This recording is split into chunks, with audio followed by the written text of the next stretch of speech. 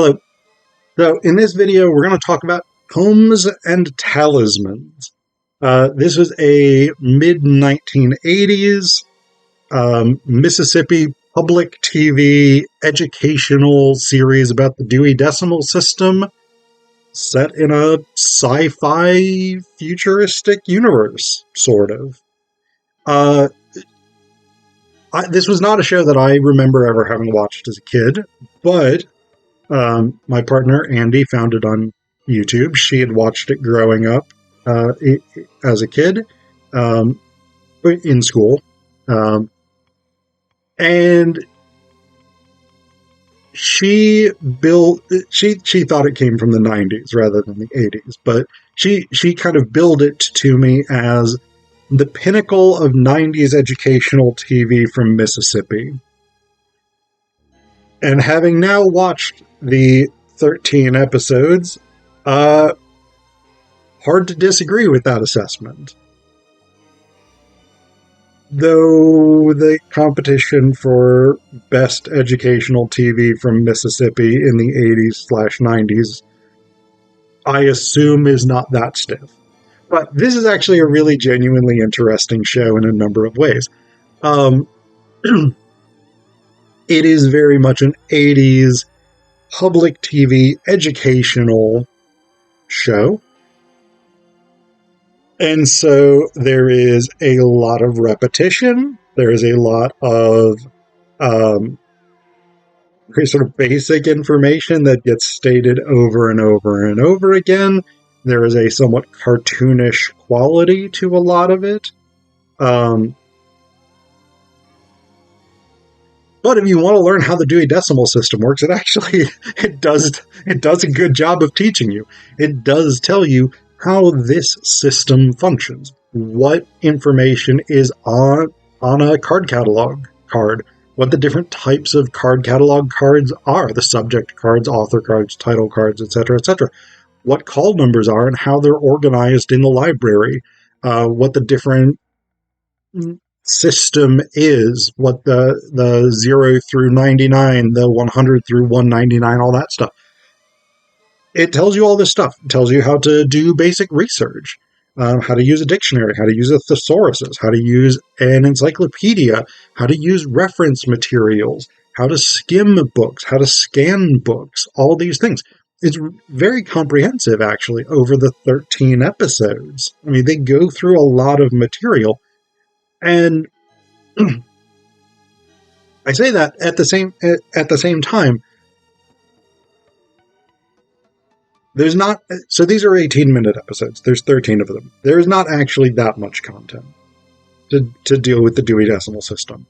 If this was like a straight up instructional video, here's how you use the Dewey Decimal System. We're going to go over each bit once.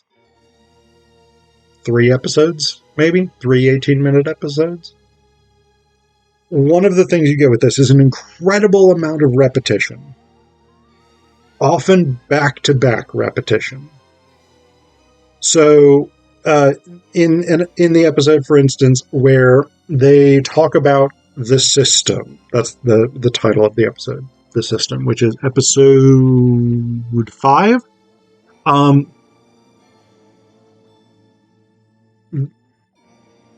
The characters...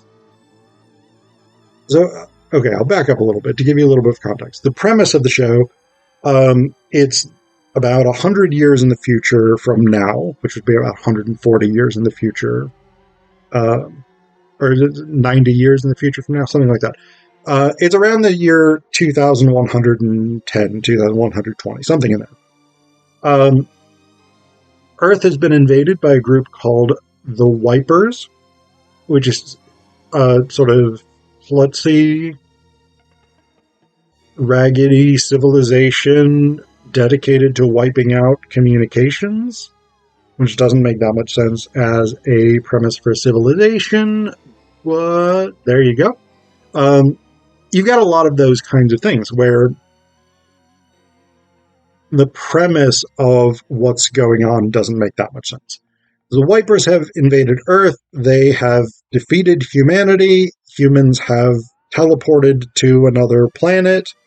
But we've left behind a library. One library, apparently, with all the key information that people need, including an instructional video about the Dewey Decimal System. This first episode that establishes this background is also where we get my two favorite characters, Lester and Margaret, neither of whom are seen again after this.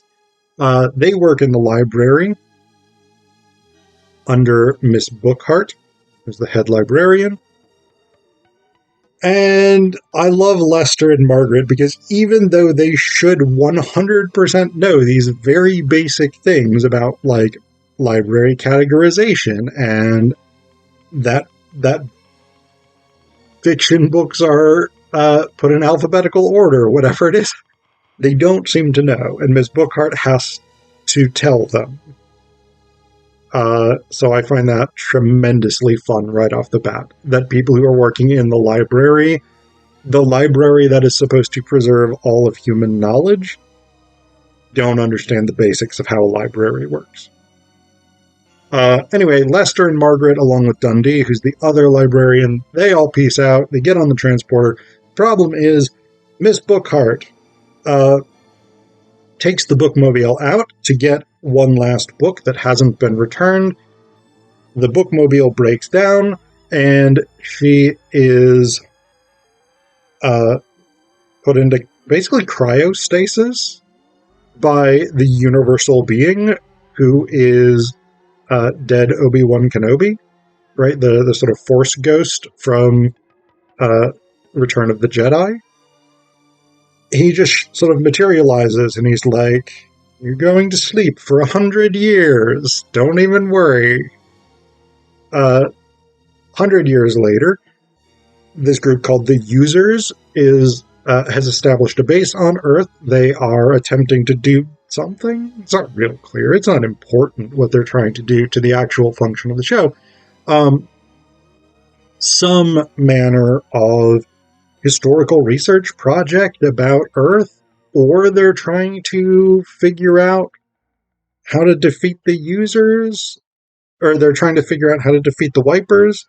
But that doesn't make that much sense because Earth wasn't able to defeat the Wipers, so why would you come to what is effectively a dead civilization that wasn't able to solve a problem in order to learn to solve a problem? Once again, do not look too closely at it, because it doesn't make that much sense if you expect logical coherence. But the Users have set up this base. This base gets attacked by the Wipers, and in order to defeat the Wipers, this small group of basically children, Abacus, Apos, Lidar, and Varium, have to go. They don't know this when they start, but they have to go to the library and learn the Dewey Decimal System, find specific books. They wake up Miss Bookhart with the power of reading. Then the universal being is like, find these specific books, but I'm not telling you which books they actually are. I'm giving you call numbers. Also, I'm just giving you cryptic clues. You'll have to figure it all out. Best of luck. While that is happening, Colonel Holon, who's Abacus and Apos's dad, survives an attack by Wipers on a User outpost, and he ends up just wandering around in the woods for several episodes. They use maps that they find in the library to help direct him toward them. They do research on wild plants in the area and get him to eat a watermelon. They learn about horses because there's just horses walking around. Whatever. It turns out that they need to use the resources of the library in order to construct basically an elaborate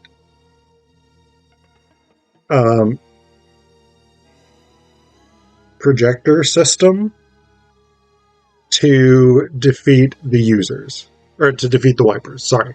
So basically, ultimately what they need to do is they construct a projector, a laser-based projector, that they can use to project a hologram of Colonel Holon riding a horse and holding a ruby up on a cloud, because the Wipers have this myth that in an early battle they were defeated by this mystical enemy, a dude on horseback with a ruby appearing out of a cloud.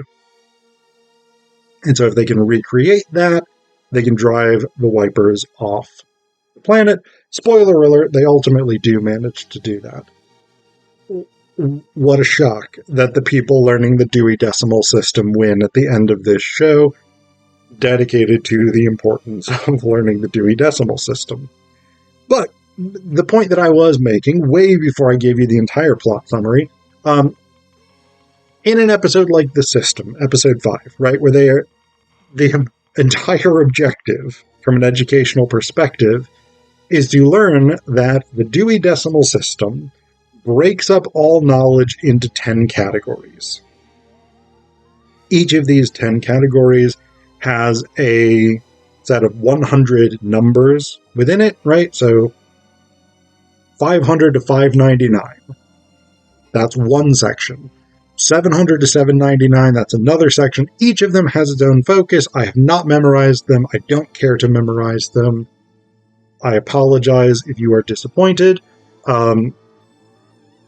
Tell me about it in the comments. But that's the entire premise, educationally, of the episode. There's some plot bullshit that happens, but that's what the episode is meant to teach us. There are 10 categories. You have to pan that out over 18 minutes. And so what you get is a lot of repetition. It will literally be like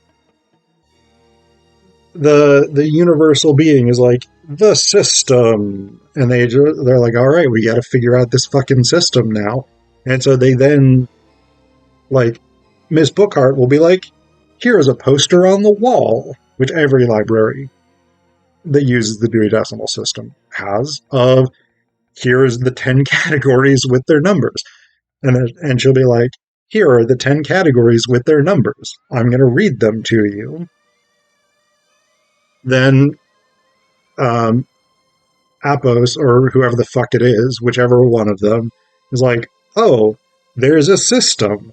That makes sense, but I don't understand it. And then Miss Bookhart will be like, well, let's look at it on the computer. And they'll go through and literally just like read the things again. It'll be like, whatever number it is. Social sciences. Or applied sciences, I think is... No, I think there's social sciences. Yeah, social sciences and applied sciences are different. Shut up, I don't care.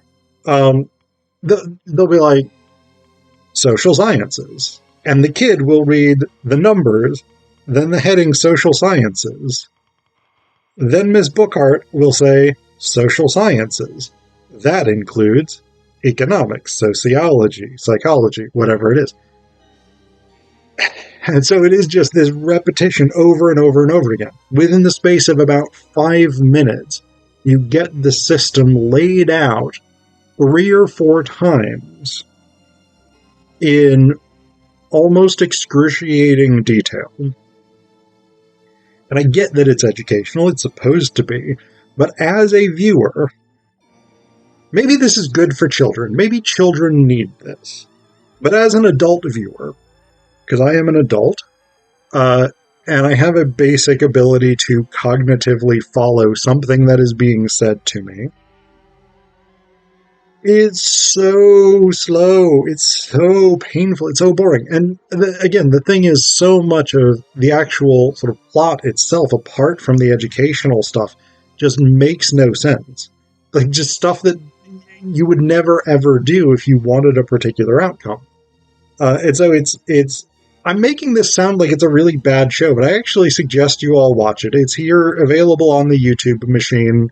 It's definitely worth the time and effort of the weird nonsense bullshit repetition of stuff. Especially if you're a younger person on YouTube. If you're a person under, say, I don't know, 25 or something, You probably did not grow up with these weird, bizarre public access TV, public television, educational television nonsense that people of my generation grew up with.